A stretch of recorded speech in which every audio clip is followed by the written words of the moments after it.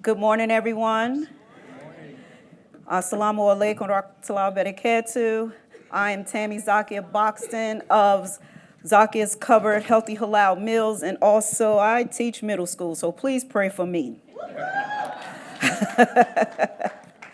I am honored to be here, my second honor from the Education 2.0 family, my first time actually in person because I thought it was a hoax when they asked me to be here. AI is real, people. That being said, I am honored to be here with my panel. One of our people couldn't make it, but we wish them well. I'm gonna have everyone introduce themselves, and then we're gonna get right into it because we're here about the children. They're our future generations and our greatest assets, so around for that. First, we're gonna start with Tim Jackson. Good morning, everyone. My name is Tim Jackson. I have the privilege of leading an organization called SHAD Canada. SHAD has been around for 43 years. We offer a program to grade 10 and 11 students where they spend the month of July away from home, living at one of 26 universities across the country, across Canada. Over the course of the month, they experience what university is like. It's hands-on learning, it's labs, it's workshops, and they work on a design project. We are STEAM plus entrepreneurship, so we're going to get into, in the conversation, a little bit about how do we go about actually opening these students' eyes to things that they might not have even realized they were interested in. So I'm looking forward to the conversation. Awesome. Next up, we have Tracy Dacey. Good morning. My name is Tracy Dace. I'm the founder and chief executive officer of DREAM. DREAM is an acronym for Driven to Reach Excellence and Academic Achievement for Males. And we are about to celebrate our 10th anniversary this summer, so we're very excited about that. If you know anything about being a founder and starting a nonprofit, making that mark to 10 years is really amazing. And so we continue to do the work here in Champaign, Illinois. Our model, our impact is based on a pathway. So we start with boys at the age of 3, and we stay in their lives until the age of 24. And we prioritize the health, the greatness of African-American boys and young men, but we also serve all youth in our community. And our work is built also on the opportunity pipeline. So we're trying to close the opportunity gap in our community by offering everything that any boy in this world would like to be involved in, from after school, sports, academic support. We travel to DC and Malawi and other places because we want them to see the world outside of the world in which they live in. Awesome. Next up, last but not least, is Mike Ross.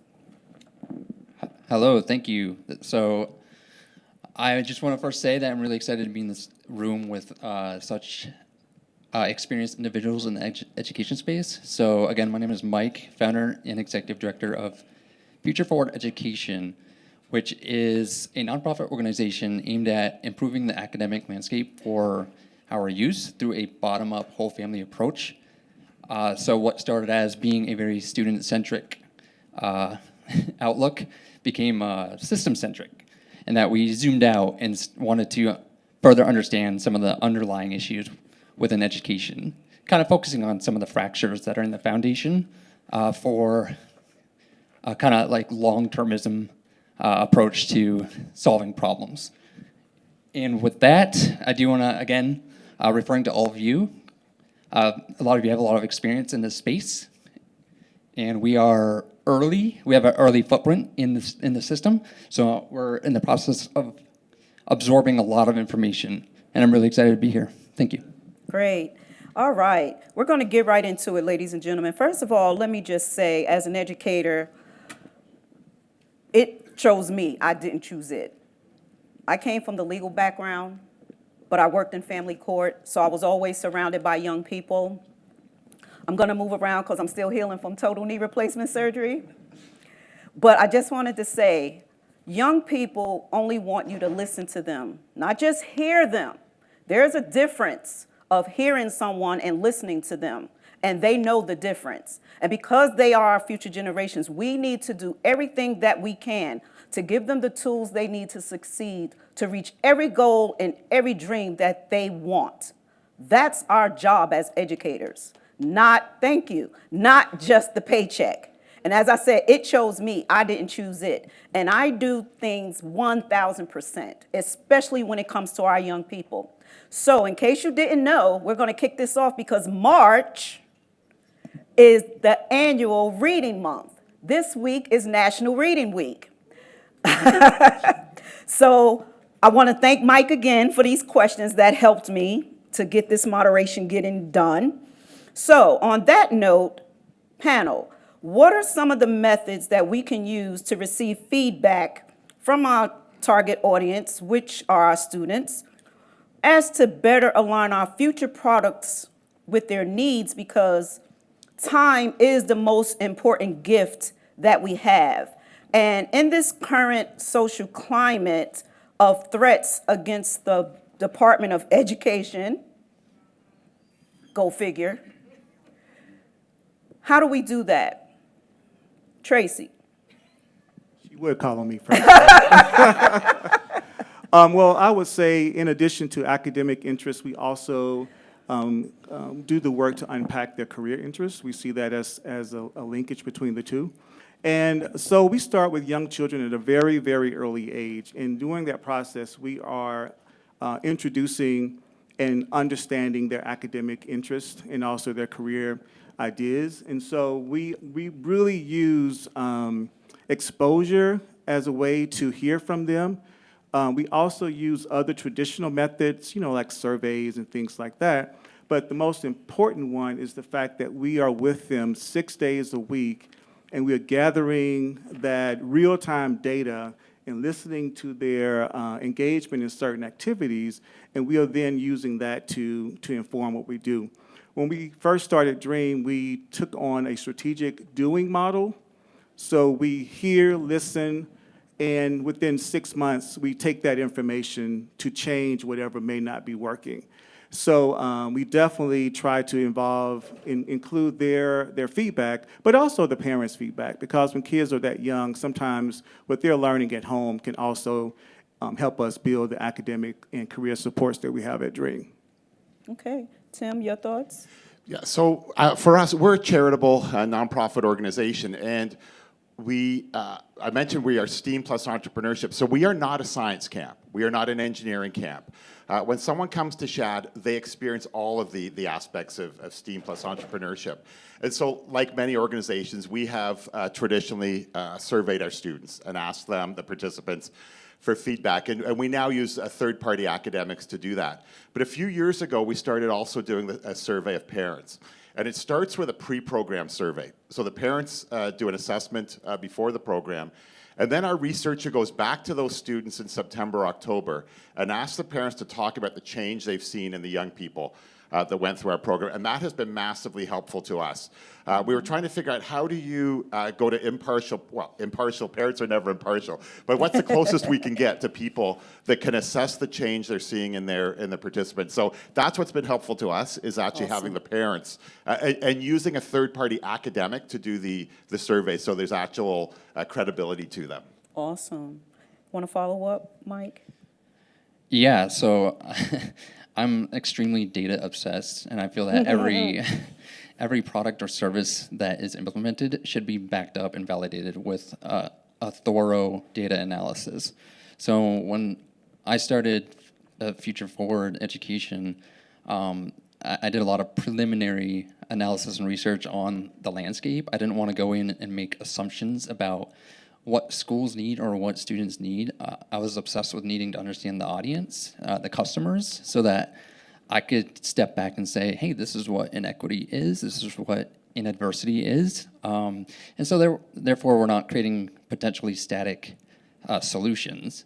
So some of that looked like a market analysis across multiple schools or a market landscape to determine where we are as a nonprofit compared to various metrics like cost, types of programming, is there STEM, is there not STEM, stuff like that. But also when engaging and working with schools, it's not just, as mentioned, it's not just about the student, it's about the system. So it's about educators. So when building programming for students, we're also getting currently right now it's currently technically in a prototype phase, but a dynamic survey that is tailored to individual schools.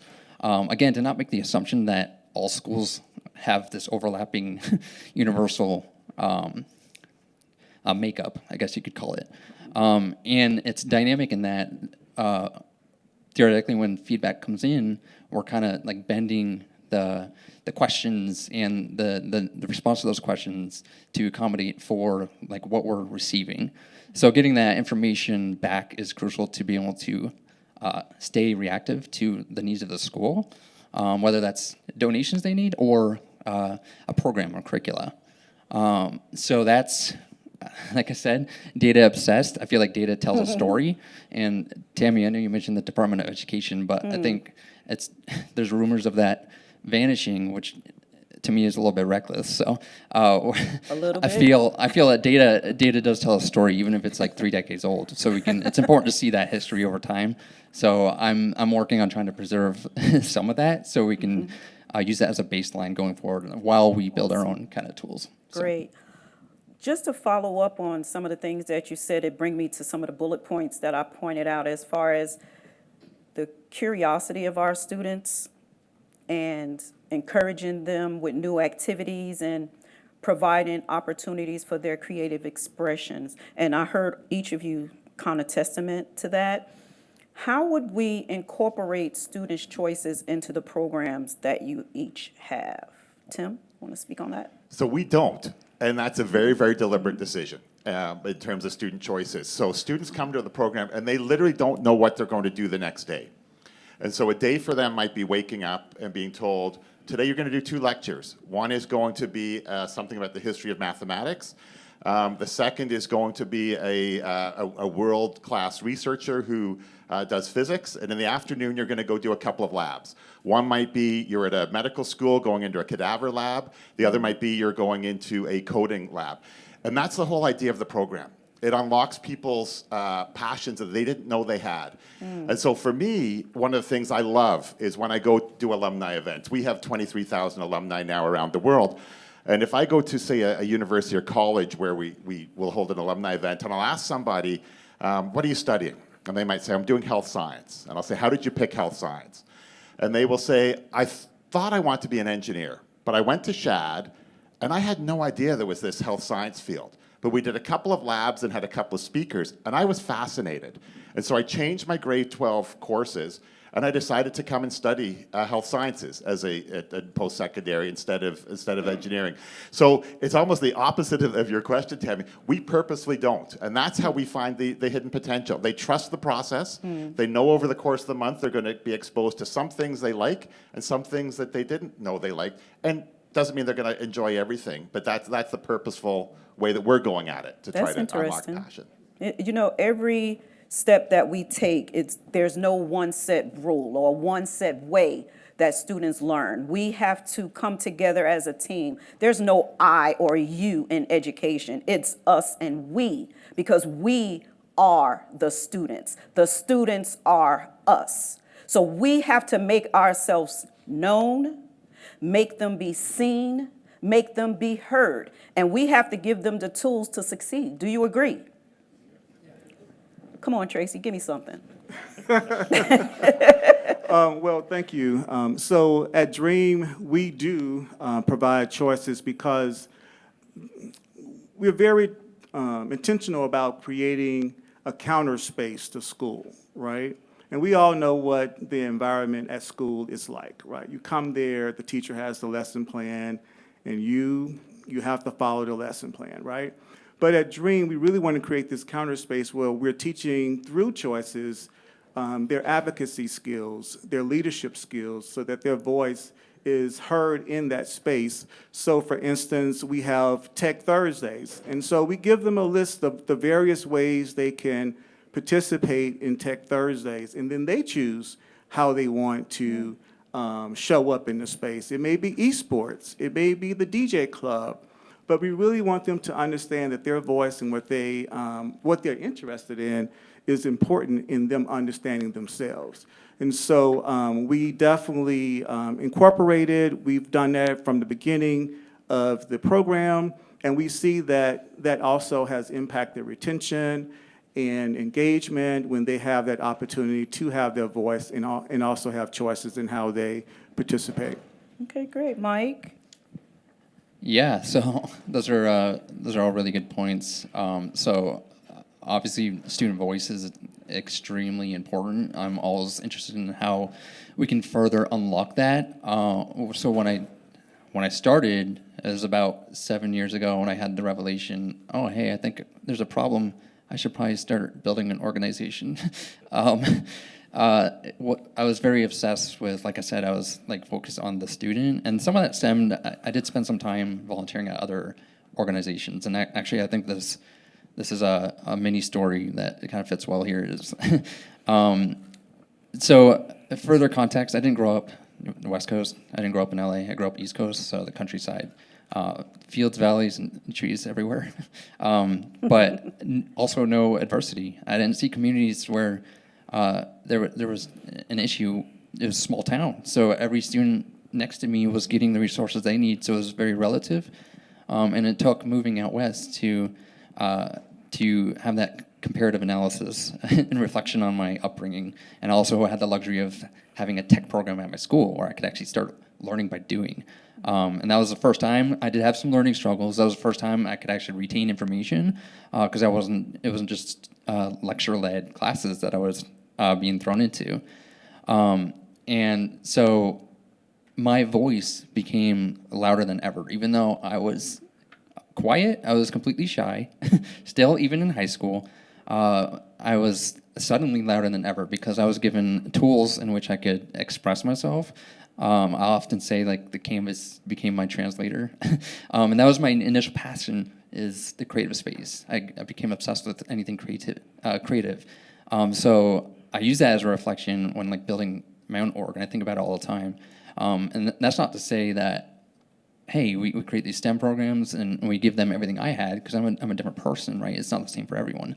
But that the unlocking of the voice was like pivotal and transformative. And honestly, I don't think I would be here today or have an organization if that school didn't give me that opportunity. And a lot of people talk about colleges and universities making them who they are, but I also point back to my high school, and that was early, and that's important. So Awesome. it showcases how Absolutely. like early intervention is crucial to all that. So. Teachers rock, okay? We rock. That brings me to what you just said about having the tools you need. You were given the tools you need to succeed and to reach your goals and dreams. But there's so much happening in the world right now against education, like the banning of books. Thank you, girl. That being said, that brings me to my next question. What are some of the techniques for remaining reactive to the needs of the student over time as to avoid one-off solutions, as in banned books? Tim, what do you have to say about that? Yeah, so our whole goal is to have people be lifelong learners. And so one of the key elements of our program is that the students are in campuses of about 60 to 80 participants. But they're given a project every year and a problem to solve. They're not told ahead of time because we don't want them coming in with preconceived ideas. But they're broken into groups of 8 and very, very deliberate, curated groups in terms of based on the applications. This participant is interested in arts. This participant has an interest in science. They come from different parts of the country, different backgrounds. And it's a massive problem. So it could be everything from how might we help Canadians treat fresh water with more respect to how might we help Canadians reduce waste. By the end of the month, they have to have a solution to that problem based in scientific or engineering principles. They essentially build a business. And by doing that, that is the key to our program, is this design project. Over the course of the month, they start with taking that massive problem, breaking it down, doing market research, and then working in teams. Mm-hmm. And this idea that you're working in a diverse team that you didn't pick, I think sets them up for post-secondary when they have to do group work, sets them up for the workforce when they have to work with colleagues that they didn't get to choose. But it's this idea of problem solving and how do you adapt and how do you iterate. And so that's I think the secret sauce of our program is this design project. Okay, I like that you brought up diversity, which is so huge today and so needed right now, especially in the world of education, because students only know one thing. They want to learn, and they want to be appreciated. It doesn't go by their background, their creed, their color, religion, who their parents are, some of them don't even have parents. The toughest part of my education career was the 18 months I spent at home during COVID.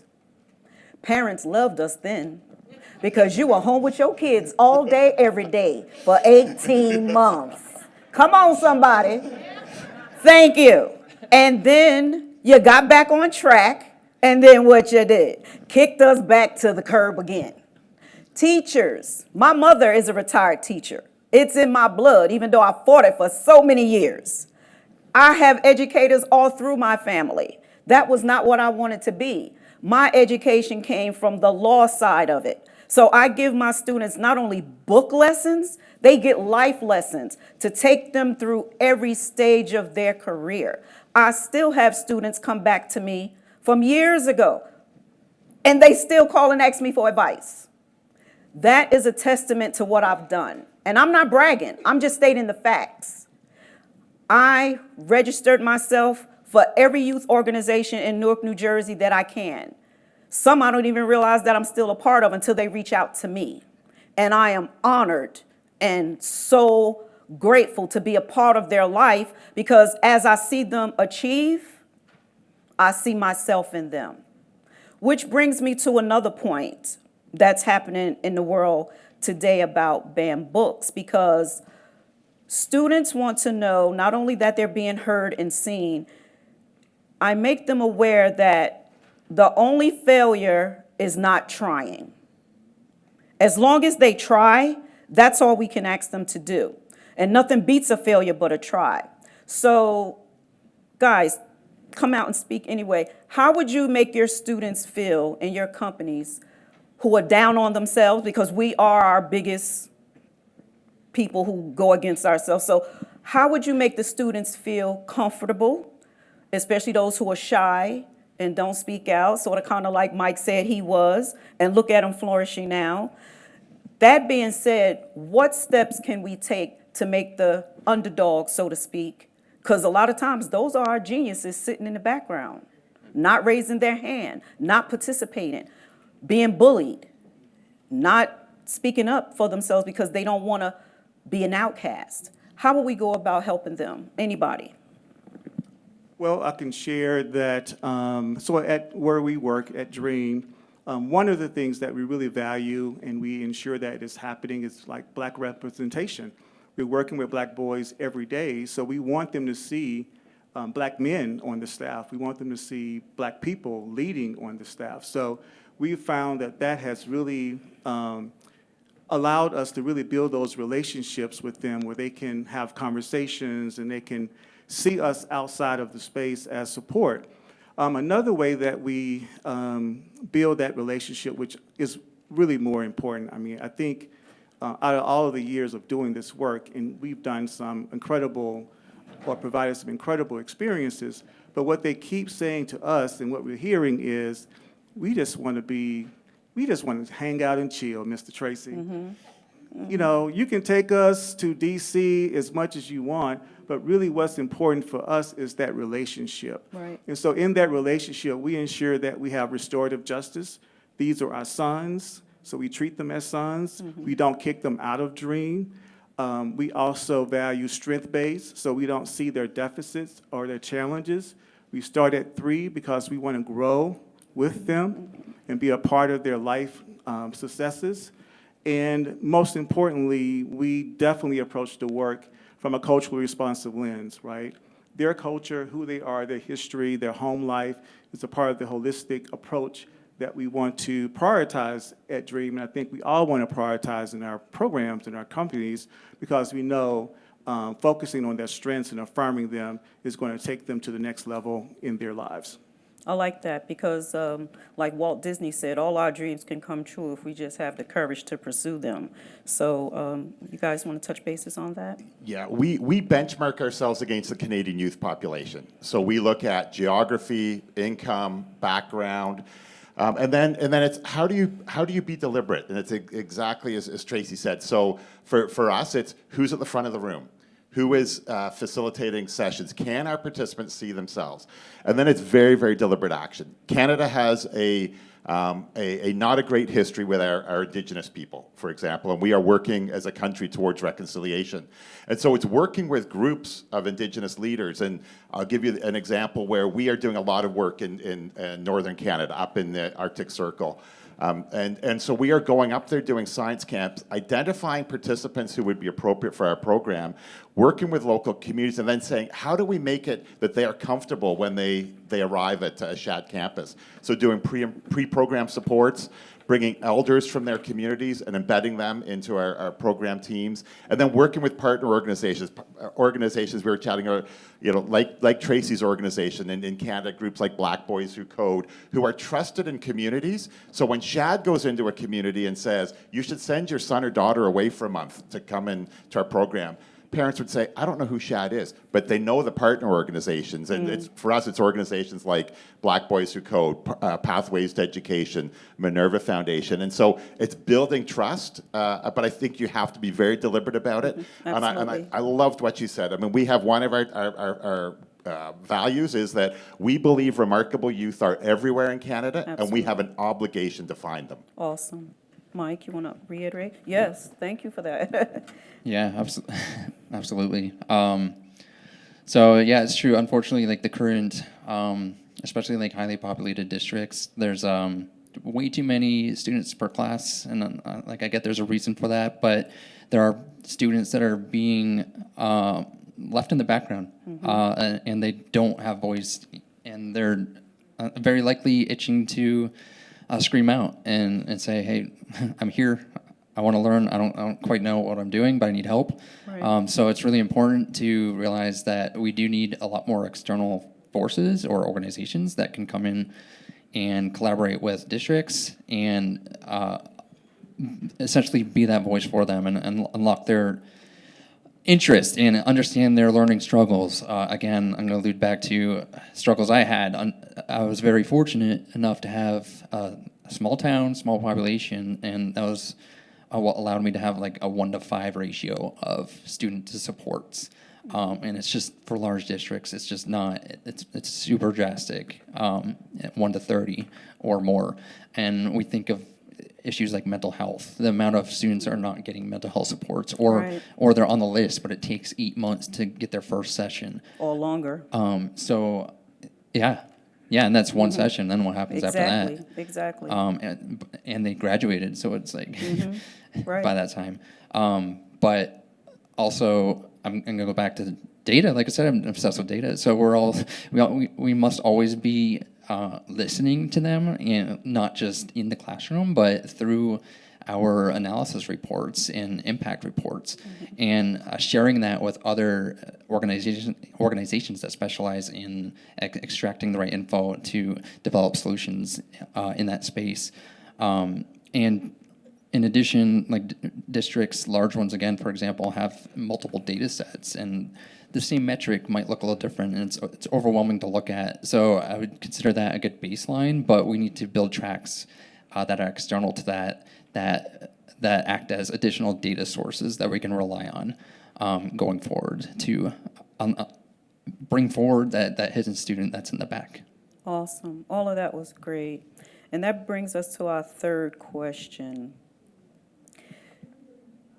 What type of thoughts do you have on the structure of how a classroom is set up in terms of how it's taught, the type of content, and how we relate to the students, especially now that this being National Reading Month and National Reading Week, getting to know the students personally by their names. You mentioned that you have the Technology Tuesday, and I used to have Motivational Monday. So I'm used to walking through the classroom, being around them, getting the feeling of what they're doing, how they're feeling, if they're tired, if they're angry, if they're bored, if they're shy and want to come out of their shell. How would you relate to your students on a personal level to make them feel needed, wanted, and that you're really there to help them succeed, not just the book way or the data way, but like I said, I still have students from years ago still reach out to me for advice. So how do you go about keeping those bridges bridged and continuing on throughout their life in education? Anyone?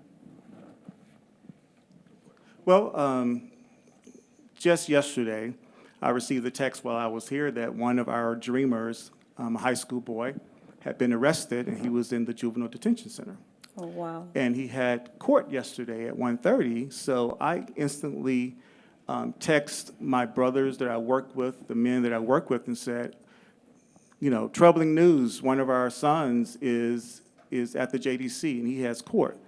And so the instant response was, are we going? How do we, you know, what can we do? That sort of thing. So we really support them across the many, many successes that they have and the challenges that they have as well.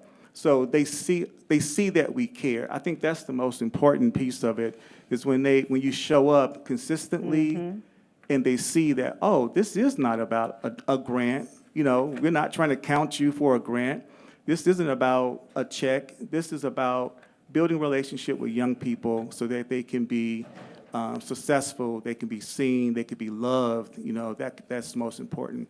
While Tammy was speaking, this image came in my head that was just, it was during the pandemic. So we opened a remote learning center because parents were stressed out and going, you know, berserk with all the remote requirements. So we opened a center, and so we were open at 7:30 until 5:30, right? So parents was dropping kids off, sometimes going home to get back into bed, but some of them were going to work, right? Sure was. And it didn't matter. But the part where we created this environment where kids were coming in, and the first thing they did was kicked off their shoes. They felt comfortable at Dream while learning enough to just kick off their shoes and learn how they wanted to learn. They did not have to be sitting up in a desk or being told not to say this or not to say that, but they really, really felt comfortable in that space. So we really try to build that relationship with them directly, but also holistically, we build that relationship with their parents, and they trust us because they know we're there and they know that we care about their kids. Awesome. I will say the credit for this goes to not me, who works out of a national office, but our program teams across the country. And it starts with when the participants arrive. As I said, they come in groups of 60 to 80, depending on the campus. And it starts with building community. And it starts at the very beginning when they sit down as a group and say, what are the community rules we will abide by for the next month? They are living together 7/24 for this month. And what I think is incredible, by the end of the month, they are connected for life. And this is why having diverse groups of participants is so important. Last summer was the 40th anniversary for one of our campuses, and I was at an anniversary event. Shads from 1984 came together for an entire weekend, and more than half of the cohort came together in Banff, Alberta, and spent an entire weekend together. Awesome. This was not a high school reunion or a college reunion where they'd been together for 4 weeks. They spent a month together 40 years ago, and they still feel connected to those people. Nice. And so if you build that diverse group, then they become their own network, and they become their own support system. And if you can build a safe space for them, then I think you as an organization or an entity, you play a role initially, but then they become each other's safety net and network. And there's no grades at Shad, and I think that's an important piece. People can try things and experiment, and it didn't work. But they're not in school in the sense that someone's grading them. They're being encouraged to try things and fail. So, full credit to our program teams who actually are on the ground delivering this at 26 campuses every summer. Awesome. Diversity again, and nothing beats a failure but a try again. So, and I know I'm preaching to the choir, but the diversity is important for everybody. Right? Absolutely. So we're bringing people from rural, remote parts of Canada together with people from downtown Toronto or Vancouver, Montreal, who don't have a care in the world because of their situation, and everyone learns from each other. And that's what I think is great about our network of 23,000 alumni. They know that person who thought they were the only person like them in their small community in some rural part of Canada will come to Shad, eyes wide open, and say, I didn't realize there were kids like me across the country. See? And they are now connected to that network for life. Awesome. I know our time is running short, so Mike, I'm going to give you the final on that one before we get to our last question. Did you want to add something to that? Yeah, so I just want to iterate the importance of, and I know we all know this, but project-based learning opportunities for more learning by doing. And I know there's a lot of educational establishments, schools, universities that do that. But I think we really need to make a push in that direction. And I get with current school models, like traditional models, there are guidelines and Common Core and all that might prevent certain corners of that being possible. But those are the types of classes that not only unlock voice, but it connects students' perceived vision of their futures to what's happening in the classroom. And I think that bridge is something we have to continue to build and make sure there's integrity to. Students think of schools sometimes as just places of instruction. They go to receive instruction, but it needs to be a place where they know that this is where they prepare for life. And so we have to be able to connect the real world applications to the classroom. And we have to do much more of that if we're going to incentivize learning, because in order to learn, you have to first want to. You have to have that aha, hey, I could do this kind of moment. And I've seen it working with students throughout. And so that's just what I want to add to that, is to make a push in that direction, and hopefully we can do that with current models with all their Awesome. restrictions. Awesome.